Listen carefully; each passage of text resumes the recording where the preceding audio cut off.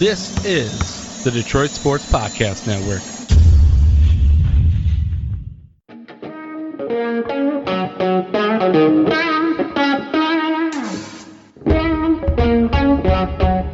The biggest icon in podcasting.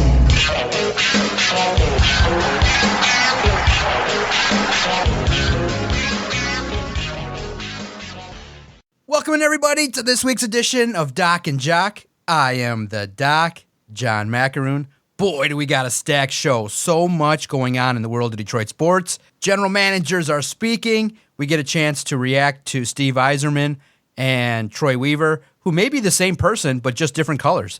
The way in which they had their press conferences was really interesting in that they have that same kind of ho-hum, mundane delivery, not wanting to deliver, but also saying some things and responding to some questions that are really interesting. We got a new helmet, a new alternate helmet for the Detroit Lions. Going to react to that, and the Detroit Tigers at the same time heated up a little bit. So we'll do a temperature check for the team that plays down at Comerica Park. Because my guy Adam the Jock Strozinski had an opportunity as well on Wednesday to see the new alternate helmet. Now, for me, I'm not a big uniform helmet guy. I'm not a slap that just can't wait to see what's going to be worn by the team. I just want to see a good football team that wins games.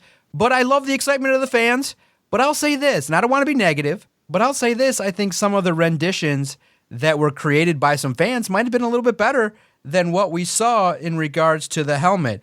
Now, look, you have to remember the parameters. The team had to use some form of a logo that you can't create something brand new. So there's that. You can't just slap on a new lion or write the big L or anything like that. You have to create something. So with that said, it is an older version of a Lions logo that people do respect. The problem I have is knowing that you can only use it with an alternate uniform, which is that color rush gray. I don't think that dark blue with that stretched out lion looks aesthetically well when you see it online. You can check it out at All Lions all over the interwebs. But for me, I give it a B-, C+. It doesn't move the needle too much for me, but I think that if they would have made it maybe a white or a dark gray or something different that might have matched the uniform that it's going to be on, it's only going to be worn once or twice a year, so it's not that much, but boy, you guys love your helmets. I'm not all into all that, but I would say this. I go into these things having seen redesigned wrestling belts and redesigned this and that and been constantly let down. I am somebody that just doesn't expect much of designers these days. I wasn't moved too much by it. It's been a mixed bag of a reaction, but mostly positive. People feel it's fire with that dark blue and seeing that Lions logo, but it's stretched out a little bit, which it looks a little bit weird on a design. But I'm curious, Cuz, what'd you think of the new helmet? Are you a slap? Do you like to I think a lot of people are curious to see what the new uniform will look like in 24, but I think for an alternate helmet, it'll be fine. So it gets me excited because it leads to the question, what is next year's uniform going to look like? That's what I'm excited about. I think the helmet itself is pretty cool, actually. I don't mind the stretched out old school logo that we used to have on the Thanksgiving Day jerseys. I don't mind that. I think that logo is pretty iconic. I think that one's pretty classic. Out of all of the Lions logos, I look, Bubbles and then Fierce Bubbles really didn't get it done for me. But old school stretched out lion, like Prowling Lion, I've loved that since day one. I think it's great. So it being on this, it's almost like a metallic Honolulu blue helmet. I think it works great. And they're going to wear it 2 times a year. So if you don't like it, don't get your panties in a bunch. There'll be 2 games. It's week 8 against the Raiders and week 18 against the Vikings. So you only got to see them twice. All that being said, I am curious what it's going to look like next season with the uniform redesign. I think it'll be great. I'm excited about it. I do agree with you. I think some of what the fans put together and what the fans came up with was much more creative and in some respects looked way better. I also do think that helmet with a white jersey would look much better than it does with that gray jersey. Not a huge fan of the gray jersey, just as it is, but I do like the helmet. I am hopeful, and I'm looking forward to what next year's jerseys will look like. I think they have a big chance to make a huge splash if they do it right. Again, there are parameters that are set up by the league. There are parameters that they have to follow. And this was one of those steps. They were trying to retool their design, trying to update and refresh it a little bit. And this is what you got. and I think the helmet looks cool. I don't necessarily like it against the gray jersey. I think a white jersey would have been better, but it's what we got. I think next year they have a chance to really knock it out of the park. That being said, they do have a chance to stumble over their own feet. Hopefully that doesn't happen. But I'm really cool with what we got. I really do like that helmet. I think it's pretty sweet. I was excited when I initially seen the debut of it. Yeah, I think it's cool. I think that, we now see that the team will wear the alternate helmets twice against the Raiders on Monday Night Football in October and against the Vikings in the regular season finale. So that's when it's going to take place, and you get to see it, and you can go buy it and be all about it. But like we said, more importantly is what's going on the field. And when you look at some of the I like coverage where people look at a football team in a 360-degree view. Not just looking at the positive, not just looking at things that are going to go well, but also taking a look at what could go wrong.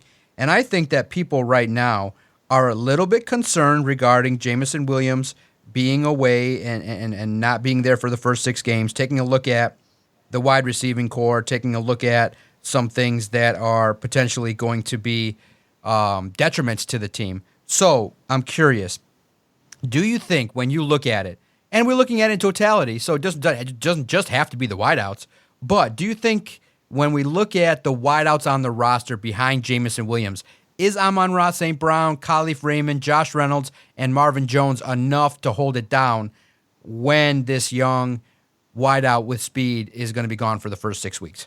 I think they can, but do I think the team would be in a better situation if they went out and got another wide receiver, a guy who can perform and a guy who you could possibly get on the cheap?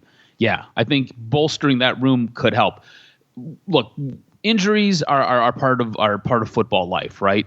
And we talked about availability, and the best availability is just being available to play. So in this case, Jameson Williams has been more unavailable than he has been available to play, whether it's from injury or whether it's from suspension. At this moment in time, I don't really know what Jameson Williams is. Yeah, I know he's got speed. Yeah, I know he is a little bit elusive, but you've seen it at OTAs. Doesn't always seem to be on the same page as the quarterback. There seems to be some concerns about him and drops.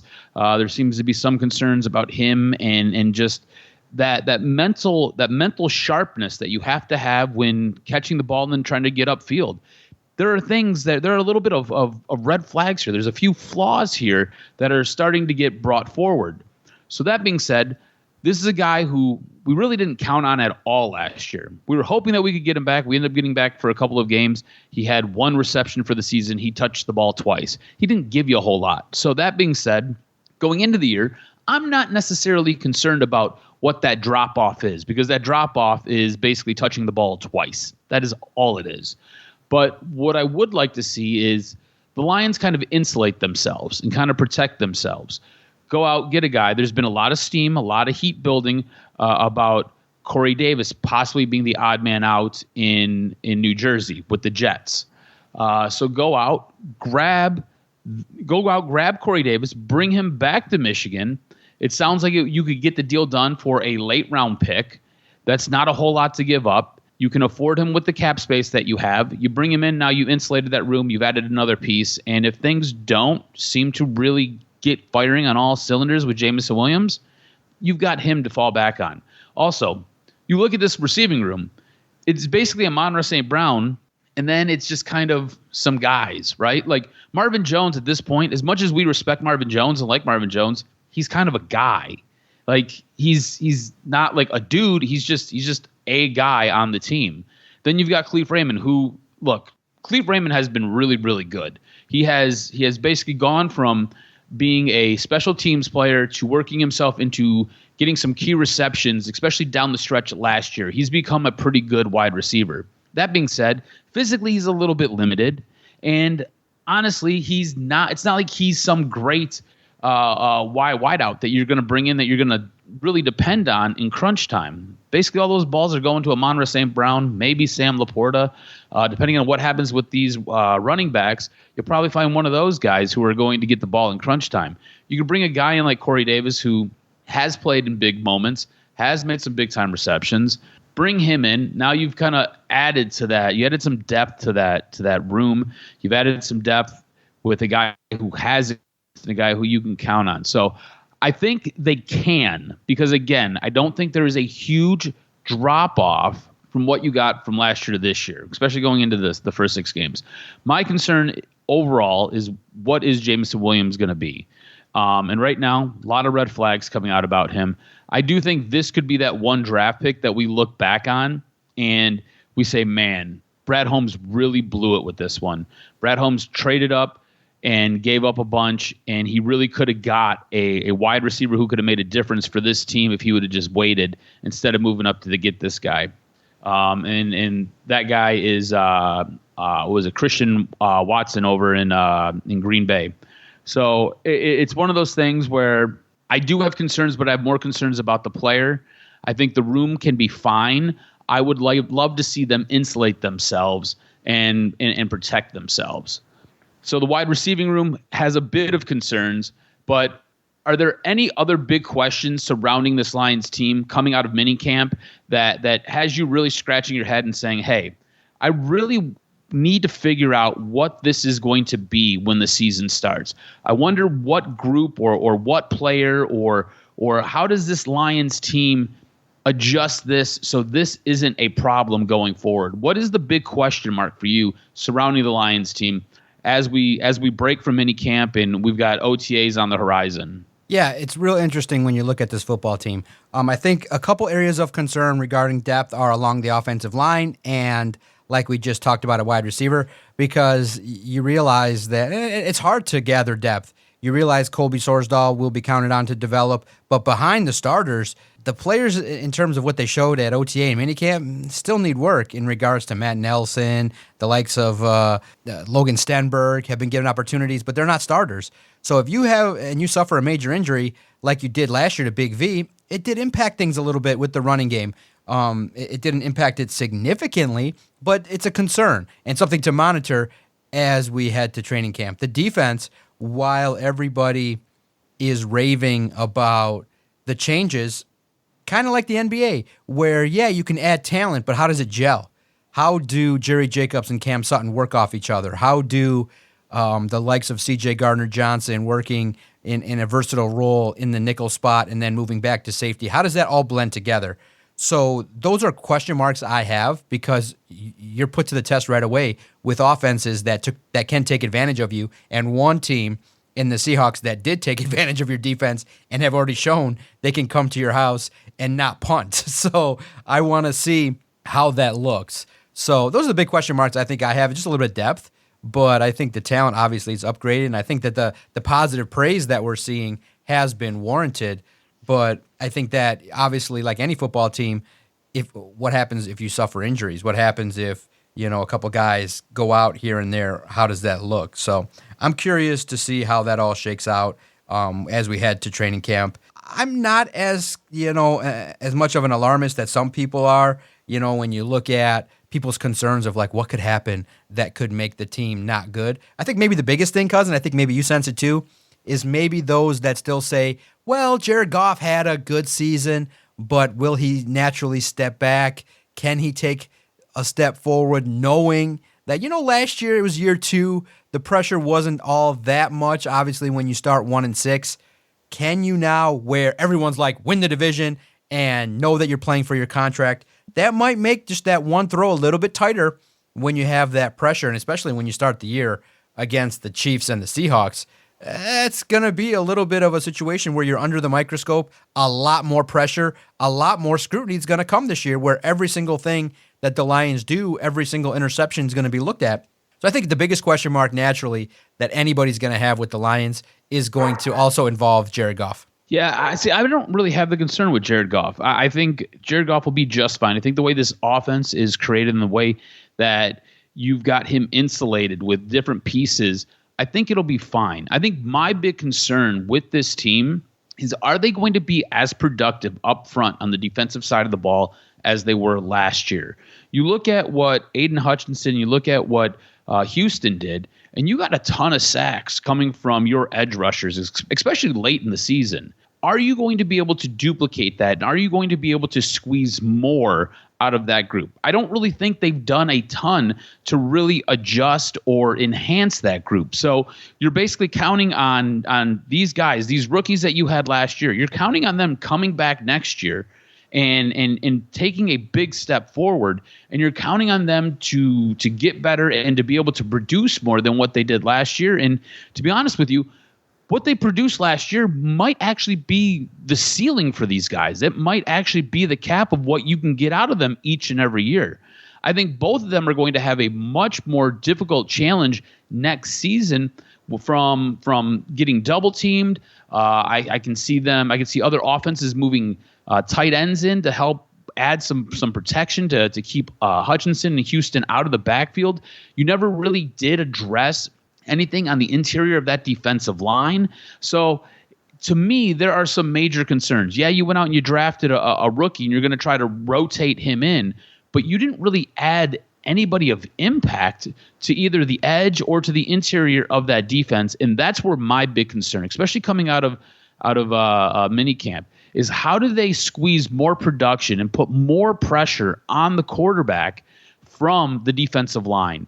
And is there a way to maybe manufacture that by, I don't know, having different sets, lining guys up in different gaps? Is there a way to rotate guys around? Maybe you can put Aiden inside and loop him out. Maybe you have Aiden line up out wide. Maybe you do the same thing with Houston. You know, as the season wore on last year, the Lions had to adjust how they utilized Aiden Hutchinson to get more production out of him. So you know that going into this year, but does he come up with another move? Does he come up with something where his go-to is not working? Is there a way for him to make an adjustment and to be able to still put that pressure on the quarterback? Is there a way to really clog up that middle? Because the run defense was not great, and they were taken advantage of throughout most of the year, especially early in the year, but through most of the year they were taken advantage of with the run game. So is there a way to kind of clog up that middle? And is there a way to really create some negative yards and really push back on that offensive line that they're going against and get those pockets to collapse around the quarterback, around the running back, and force turnovers and really just kind of feast off of forcing the turnovers? So those are my big question marks for this team coming out of minicamp. Who do you think the Lions' best player is? Because we brought up Aiden Hutchinson, and I think he was a dog last year. I think you agree. I think he had a really good rookie season. And the steps that this team has taken forward, it's been remarkable. This team went from basically being a cellar dweller, being a team that was lumped in the trash, and for the most part, forgotten about. Last year, especially the second half of the season, they put everybody on notice. And by putting everybody on notice, they have some players from this team who made a CBS report where they went through and they ranked the Lions' best players. They went through and they ranked the best players, the 100 best players in the NFL. And I'm curious who you would put on a list of the Lions' best players, because this list only ranked 2 Detroit Lions. Only 2. You want to take a guess at who you think these players are? Probably, I would say Amon-Ra St. Brown for sure. Always needs to be on the list. For sure. Yep. And then most likely, with the way in which things are, either Goff or Penei Sewell. All right, so Penei Sewell is ranked higher than St. Brown. Goff didn't make the list. Goff didn't even make honorable mention, which I thought was weird because he had a hell of a season last year. And look, if you go back and you look at stats through basically I think it's 24 games that Goff has played, he's been a top 10 quarterback in the league. He's been incredible over that time. But Sewell ranked number 66. St. Brown ranked 83rd. Aiden Hutchinson was the first honorable mention. So basically he was 101.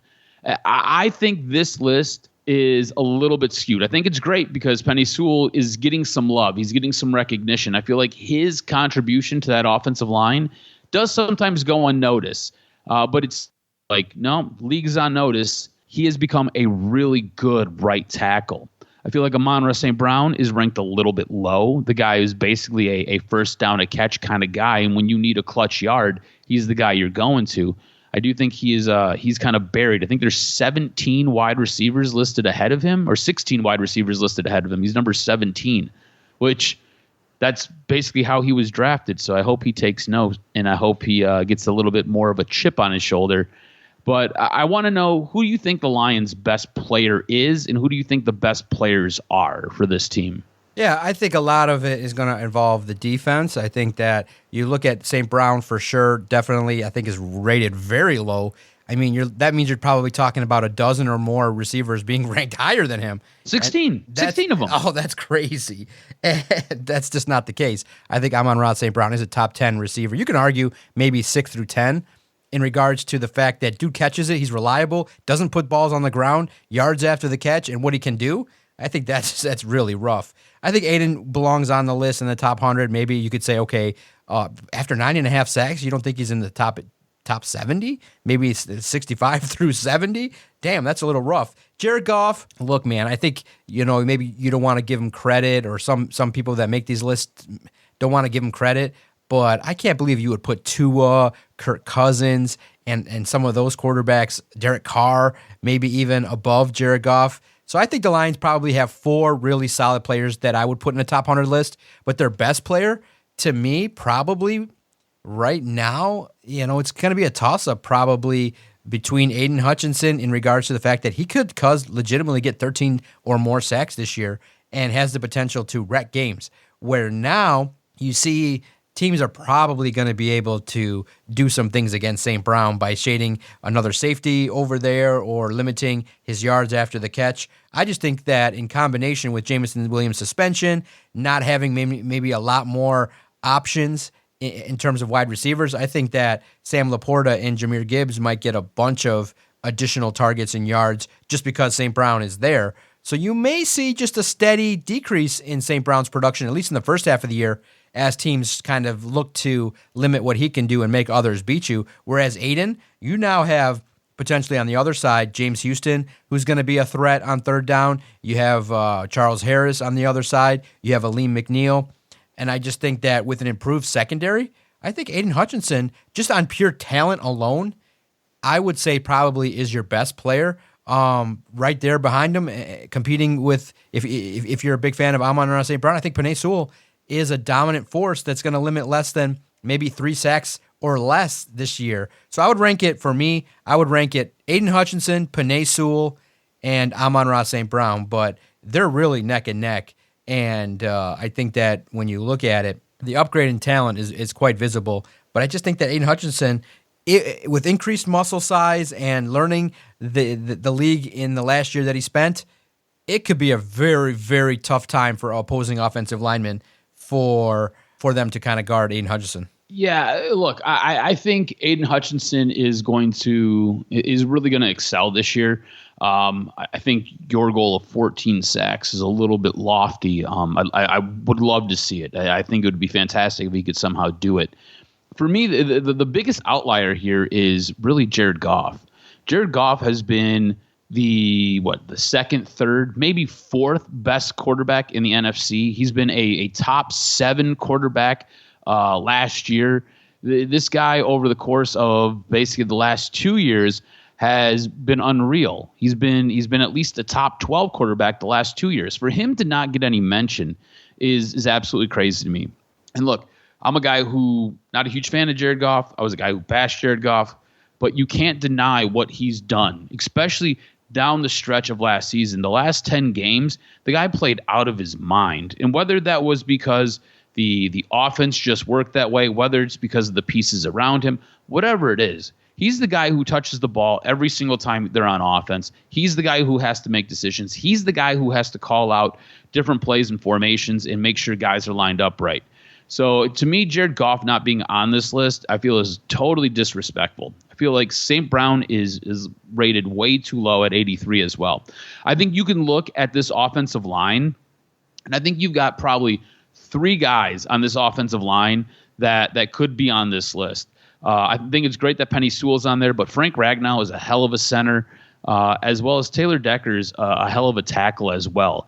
Ragnow and Sewell, I think, are 1 and 2 on that offensive line. Those are your studs. You look at your wide receiving core, St. Brown's a stud. Again, I already mentioned Jared Goff and how I feel he should be ranked on here. When you look at the defense, I don't necessarily have a problem with Aiden Hutchinson being listed as an honorable mention. I think he had a really good rookie season. I think he had a great rookie season. I think he was a guy who should definitely have been in conversation for Rookie of the Year. I do find it a little bit funny. You bear with me one sec. I'm going to scroll through here real fast. I think Sauce Gardner was ranked somewhere like 15 or maybe in Sauce Gardner. Yeah, Sauce Gardner was ranked 15. So that was your Rookie of the Year last year. That was the guy who beat out Aiden Hutchinson. So I find that funny that Sauce Gardner gets that much love where Aiden Hutchinson had a hell of a rookie season and he gets honorable mention. So it just kind of tells you where things are with this list. I think you have on this team, you have added so much talent to it. But for me, the fact that Goff isn't on this list, and on this list you've got a guy like Justin Fields, I think Goff is a better quarterback than Justin Fields. I think Justin Fields maybe has more tools, but I don't think he's a better quarterback. So I find this list to be fraudulent, so I'm not going to get too worked up about it. But if you ask me, I think Amon-Ra St. Brown is probably your best player, followed by Penei Sewell, followed by Jared Goff. And then, again, I don't necessarily have a problem with him being an honorable mention, but I think having Aiden Hutchinson listed as your fourth best player, I think that's kind of your core of your team. That's your nucleus. That's what you've got going forward. Now it's going to be interesting to kind of see what happens with these rookies as they kind of get through minicamp, get into OTAs, and as we kind of get moving on, we'll see who kind of steps up, and we'll see what Aiden Hutchinson can do, because it's going to be interesting to me to see what Aiden Hutchinson can add to his bag of tricks to make him a better player this upcoming season. We do have some Pistons talk. You want to get into some Pistons? Because we've got the draft that's taking place today on Thursday. Kind of want to know what you think is going to happen with the draft. I've got a trade proposal for you. Where do you want to start? You want to start with draft talk? You want to talk with a trade proposal that might impact the draft? Yeah, I want to talk about what Troy Weaver said, because I thought that, through the drone and the manner in which he talks. He's the most mundane, just monotone, guy. Yeah. Horrible. It's crazy. But he did say, I don't know if it's real in regards to the fact that he said he's going to swing for the fences. And that means potential trades. I would be shocked if they did stay at number 5. I think that they should move on from that number 5 spot. I think that obviously it's clear Wembanyama is going to go number 1. The options are tough because you now have to factor in, what does that mean that he's going to swing for the fences? Is he going to pull off the Zion trade? Is he going to try to make an offer in free agency for a Nets player that Cam Johnston that people are just clamoring for? Does that mean that he's going to package picks to get back in the first round for more picks? Is he going to swing for the fences and maybe, draft a big question mark or a player that has issues? You're hearing the likes of Cam Whitmore being targeted. You're hearing the likes of Amen Thompson and things like that. It's tough when you look at it. Jarris Walker, I think, is a name in there if he's still there. One of the Thompson twins, if he's available. But I look at it and I say, if they stay, it's going to be a real interesting thing to see the reaction of what the supporters are going to be. Because by and large, most people think that the talent after 1 and 2 really just isn't really there to get somebody that's going to impact the team all that much. So swing for the fences means you try to trade up to the number 2 and 3 spot and do some things. Or if by the time this comes out, it already happens, maybe you try and pull that trade and you offer the number 5 pick to get Zion Williamson. The problem is with Zion is he's got major off the field, off the court issues where, and his health, because if it hits, he's only 22 years old. 25 points a night guaranteed, superstar status. Find a way to get him healthy, but the investment might be a lot. In terms of, the length of the contract, you can get out of it pretty quickly. It's not guaranteed. So I think swing for the fences. Maybe you hear a report that they try to trade for Zion, but it's just a lot of and Troy Weaver's history in regards to what he's going to do. It's really all over the place. But I'm excited in that I do think that the when you bring in Monty Williams and that he's known for developing players, I think that the Pistons are not going to take the same approach maybe as the Red Wings are. I think this is the year the Pistons start to get at least a veteran in here that can do something.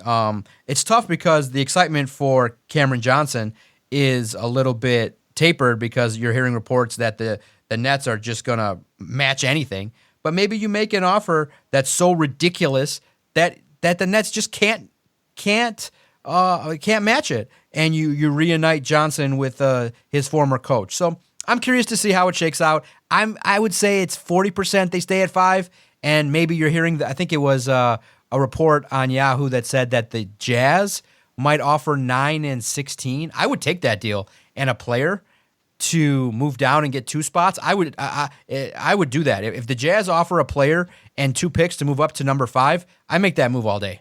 Yeah, I would too. Look, I don't want to be drafting 5th. I don't want that spot. And what I gathered from Troy Weaver is I think he's going to be Trader Troy, right? He's going to do what he always does. This guy goes into every draft, and every draft he makes a move, or he makes a couple. So I expect him to be moving around. I think what you can do is you can package that 5th pick, and if you wanted to go out and get Zion, go out and get Zion. Like, look, Zion has a ton of red flags, but this is the problem that the Pistons have to deal with, right? You are in a market, and you are a team that nobody wants to come to as a free agent. So what do? You've got to go out, you've got to trade for somebody, get somebody in here, and then you've got to rehab them and rehabilitate them. If you look at the way that 04 Pistons team was constructed, right? Nobody wanted Chauncey. They had to go out and trade for him.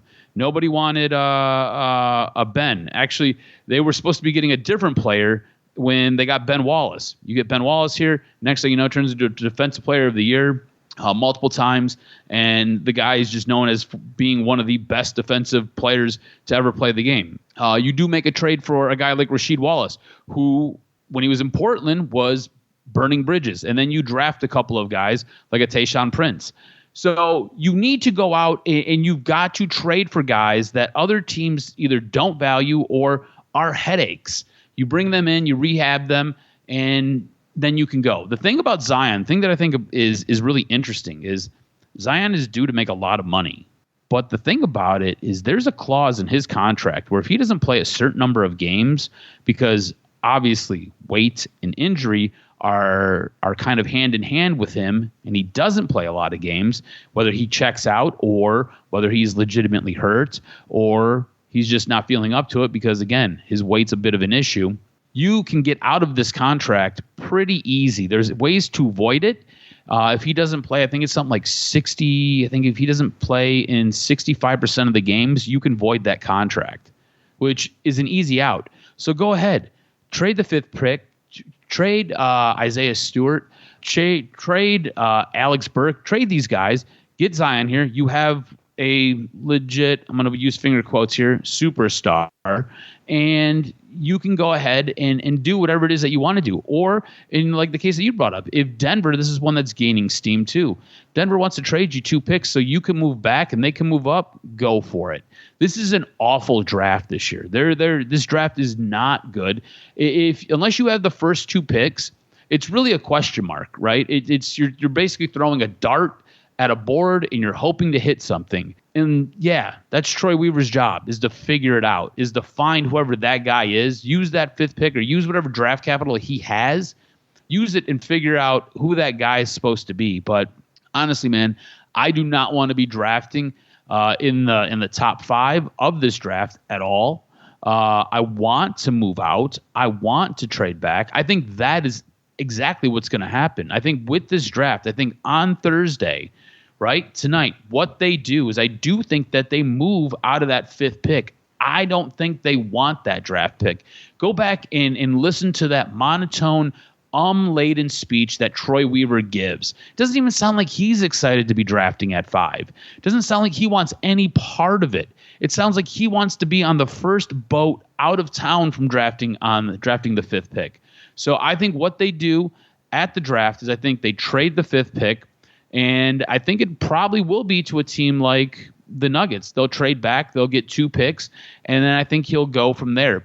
I think what's really interesting is Detroit right now has given their first-round pick next year to the Knicks. So I think that you're going to see Troy Weaver, because this draft is so bad, I think he's going to either try to trade back or he's going to try to flip this pick for a first-round pick next year and see what he can do next year. And that'll take some magic. He'll have to really do some convincing, but I do think that they ended up moving back. And I do think that somehow, some way, he tries to garner a 2024 first-round pick. Do you think, let's just look at a real simple question here. Do you think Troy Weaver's the guy for the job? Because I really have question marks regarding, kind of this approach of, I need to take reclamation projects, and if it's really weird in regards to, and it really ties into my thoughts on Yzerman, was my first thought, and I've joked about it online on our Twitter page at Detroit Podcast, in that, but it also has a tinge of truth. It just has a feel of general managers that feel like they got 12 years to rebuild a team. It's like Marvin Bagley. You get players that other teams are willing to let go, Wiseman, and you're just like, how many big dudes are you going to get, and when are you going to get the guys that you think are going to surround Cade Cunningham and Duren and Ivey, because they're not going to play 48 minutes. You also need your kind of number 4 through 6 to be a lot better. And I'm curious to see how that shakes out. But you just get the sense that these guys are like, man, it kind of seems like Tom Gores is chill. Like, he'll just give me 5 years off rip just to start.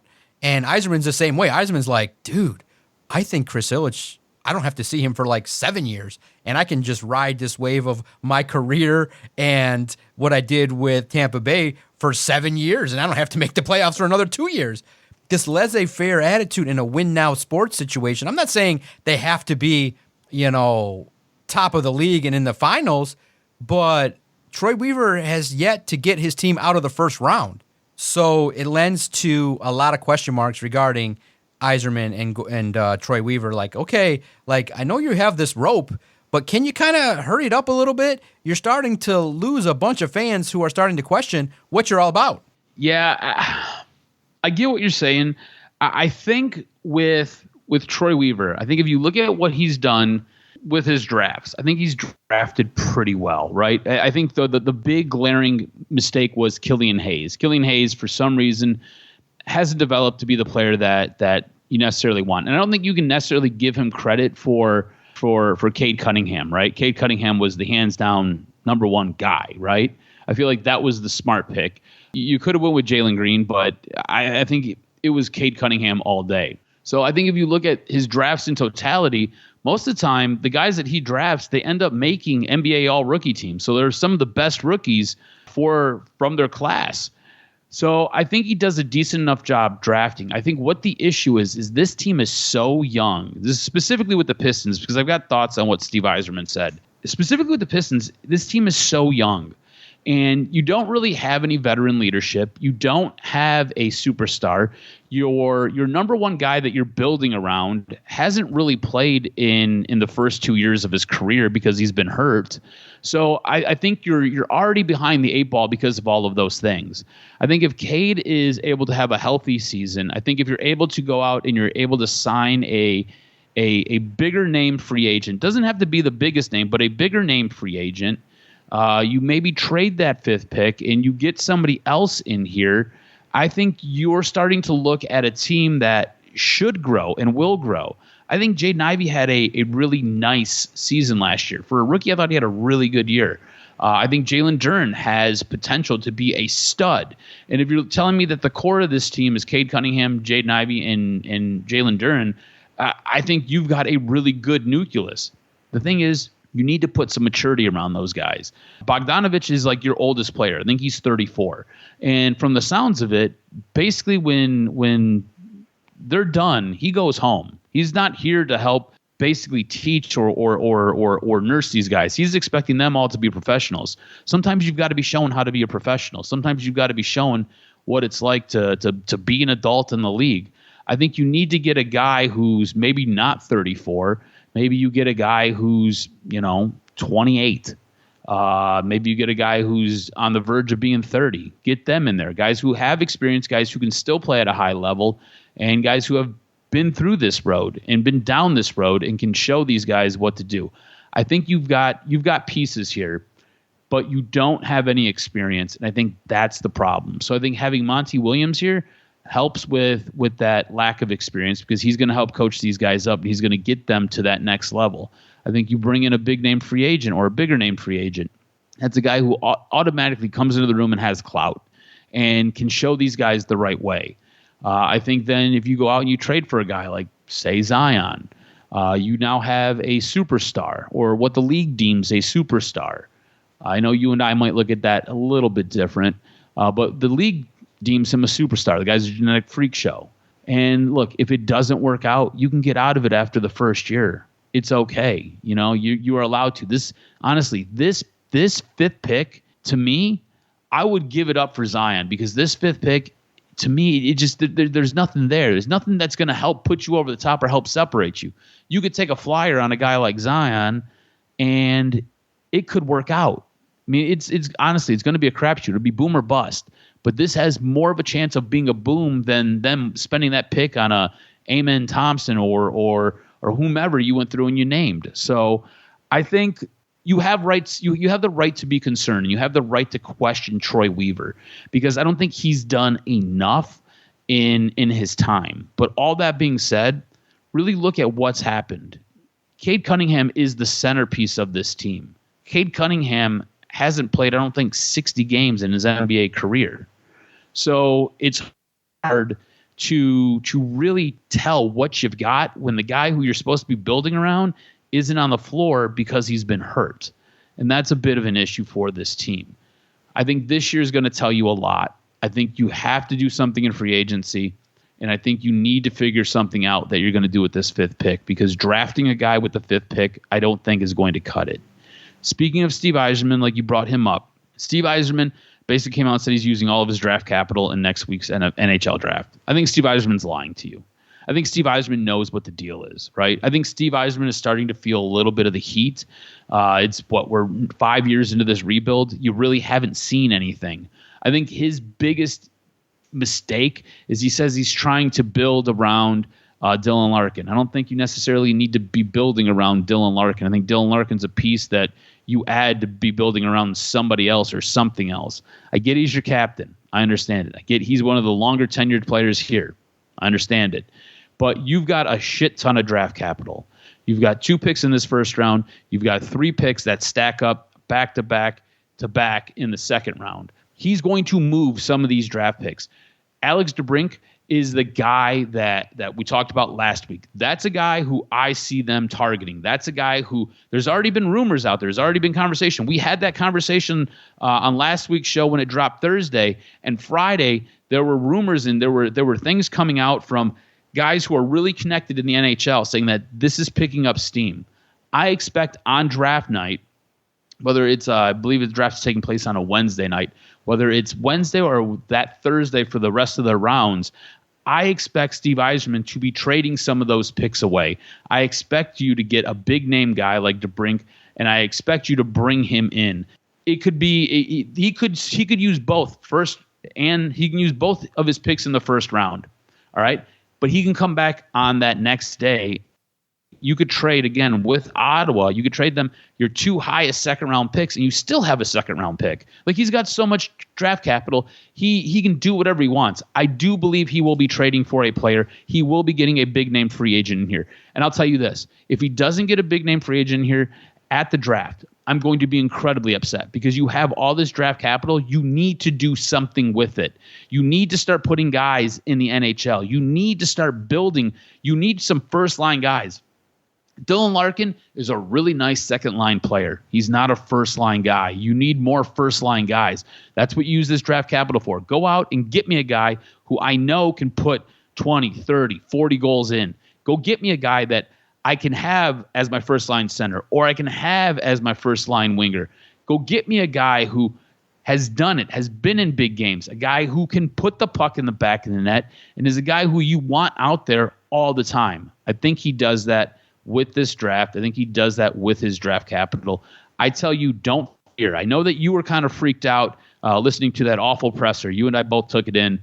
You were blowing my phone up while I was watching it, and it was just mind-numbing. Like, the questions were not great, and his response was very dry. He's a very dry guy when he talks anyways. It just, to me, if you were looking for him to give you something, I don't know why you were looking for that. He doesn't ever give you anything. Same thing with Troy Weaver. They both it's like they speak in code.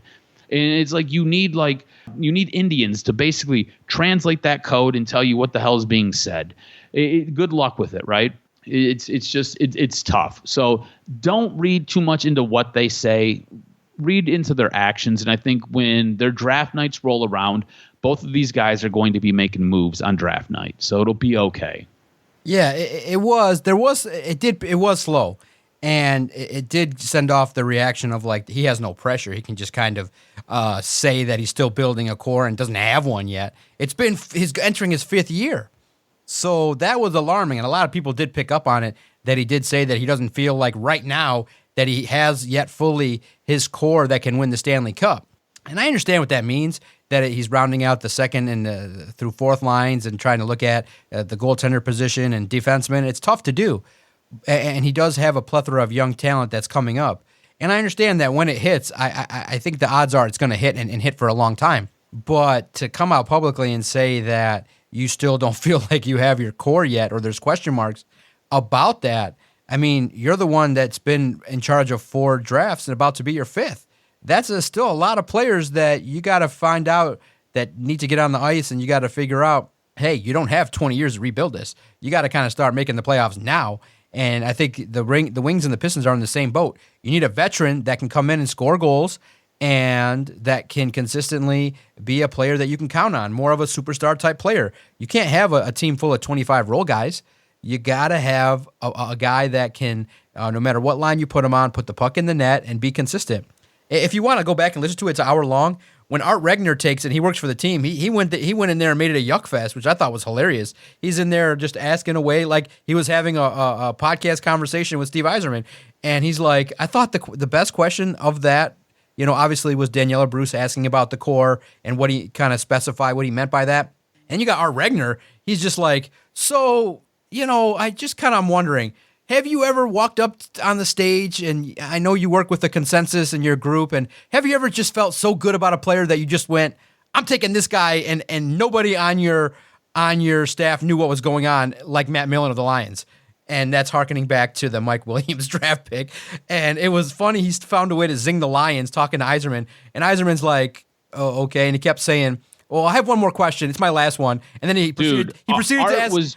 You were invited to a sit down as Art and Steve were having tea together. Yeah, look, it was hilarious. Steve wanted out of that conversation so fast, but Art was like, "No, I got the mic, so I'm gonna buy up the next 30 minutes of time." And it was great because the next guy, Will Birchfield, was like, "Well, if Art's gonna stop now, I think I can get my question." And it was hilarious because it was so different than everybody else who was dry. And I thought, I don't know, I understood the nature of the question because the guy prefaced it by saying, some reporter named Bob was like, because I've never been in the draft room, what's it like when you get to the 9th pick? Do you look at your list and talk to your guys? And Steve laughed. He chuckled. He said, well, it is kind of like that. We go through our process and we look, and it was like, I understand the nature of the question, but it was just funny the way in which it was delivered, because basically it was like, well, he explained how the draft process would work, where he's like, yeah, I got a list of names. We look to see who was now gone off that list. We look to see kind of how the list that we have ranks, and if the guy that's at the top of the list is still there, I think we're probably going to take him. So I laughed because I wish there was more Art Regners, and I wish that Jeff Rieger would have asked the question just to kind of, bring out a little bit more of Yzerman's personality, or make him dodge some questions like, hey, do you feel pressure? It was a lot of softballs, man. Yeah. It was a lot of softballs. Do you feel the pressure? Do you feel like you guys are close to making the playoffs? Is this a playoff or must season based on your picks? Do you feel like, I know it's draft centric, so it's a lot of what do you think about this and scouting and all that kind of stuff. But I think a question regarding the state of the team, whenever you get a chance to talk to the general manager, is not out of order.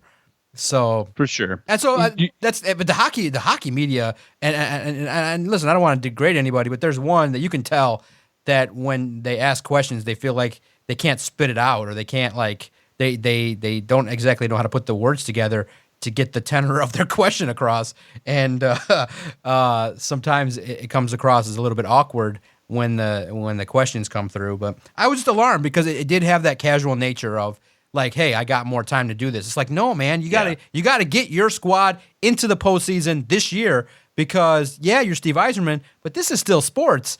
And if you can't get your team in the postseason with your guy, 2 draft classes that you specifically worked with your guy, hey, you got to start being a little bit more aware of what's going on. And that's just kind of my takeaways from it. I think that there is some pressure. I think he went up there. He looked pretty cool, but I think there is some pressure there.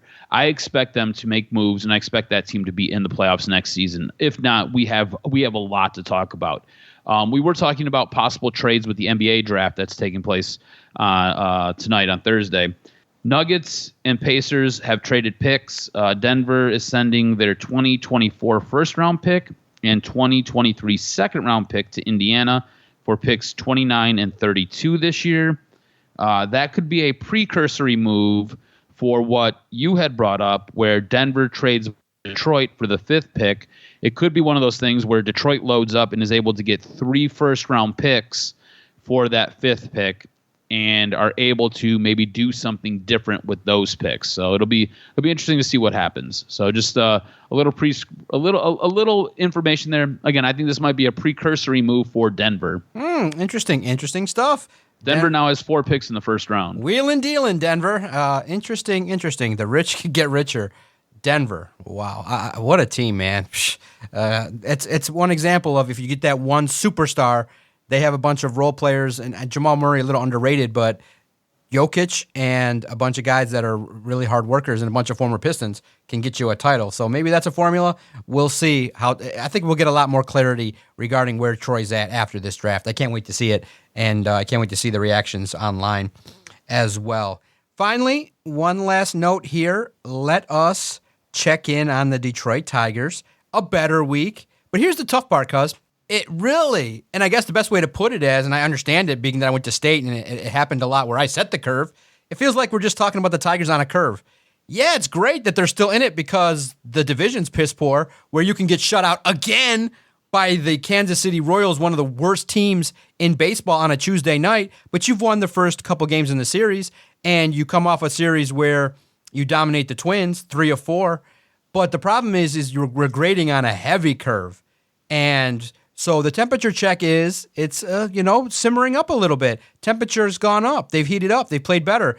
Kerry Carpenter is just a baller, somebody that is coming in and really helping Torkelson, really somebody that you look at as a integral part of your offense. But in totality, it's like you can't really invest in a team that you know is crap. That's not a good baseball team. If that team gets into the postseason with 76 wins and is under 500, they're going to get mauled in the postseason. So it's just hard to be positive about a baseball team that can go so cold offensively and is just basically just trying any way possible to be relevant in the division because the division is so terrible. So it's graded on a curve. It's like basically like it was in college where you're in a hard class and the top grade is 71%, and that's really a C. But everybody that gets a 70 or 71 gets an A, and they think they're hot shit.